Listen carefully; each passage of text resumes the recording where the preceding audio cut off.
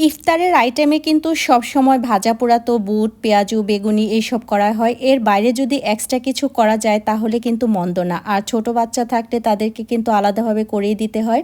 এখানে আমি ব্রেড নিয়েছিলাম ৬ পিসের মতো। তো এটা আমি টুকরো, টুকরো করে কেটে আপনাদেরকে দেখিয়ে দিব কিভাবে আমি ব্রেড চিকেনটা আজকে করব। তো এখানে আমি পুরটা আগে থেকে রেডি করেছিলাম। এটার ভিডিও আমি আলাদাভাবে দিয়ে দিব। আপনারা চাইলে সেই ভিডিওটাও দেখে নিতে পারেন। তো এখানে আমি হচ্ছে পিস, পিস করে ৪টা করে ভাগ করে এটা কিন্তু আমি শাসলিকের যে কাঠিটা থাকে সেই কাঠিটার ভেতরে কিন্তু এটা একটা একটা করে ঢুকিয়ে নিচ্ছিলাম। আপনারা চাইলে এর থেকে বেশিও দিতে পারেন, আবার কমও দিতে পারেন। আমার কাছে ৪টাই বেস্ট মনে হয়েছে। তো আমি একটা একটা করে রেডি করে হচ্ছে আমি এখানে গুছিয়ে রাখছিলাম, কারণ এটার আবার কোট করতে হবে। এখানে আমি পরিমাণ মতো ময়দা দিয়ে আর অল্প একটু লবণ আর দিয়ে দিয়েছিলাম গোলমরিচের গুঁড়া। এটার হচ্ছে আপনারা যদি ডিম দিয়ে করেন তাহলে জিনিসটা বেশি মজা লাগবে না। চেষ্টা করবেন অবশ্যই হচ্ছে ময়দার কোটটা কোট করে বিস্কিটের গুঁড়া বা হচ্ছে এখানে বেড ক্রাম যেটাই দেন না কেন, যার যেটা পছন্দ দিতে পারেন। তো এই তো আমার কিন্তু ৩টা রেডি, আমার ৩টার বেশি লাগবে না।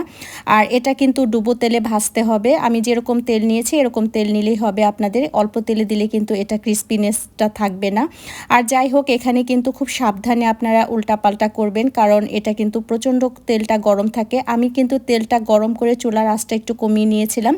এই তো রেডি হয়ে গিয়েছে আমার ব্রেড চিকেন। এই চিকেনটা বাচ্চাদেরকে দিলে এত পরিমাণ ওরা খুশি হয়, কারণ ভেতরে কিন্তু পুরো পুরটাই থাকে হচ্ছে চিকেন, ক্যাপসিকাম, টমেটো সব কিছু মেলানো। আপনারাও কিন্তু বাসায় এভাবে তৈরি করে দিতে পারেন, সবাই কিন্তু অনেক বেশি খুশি হয়ে যাবে।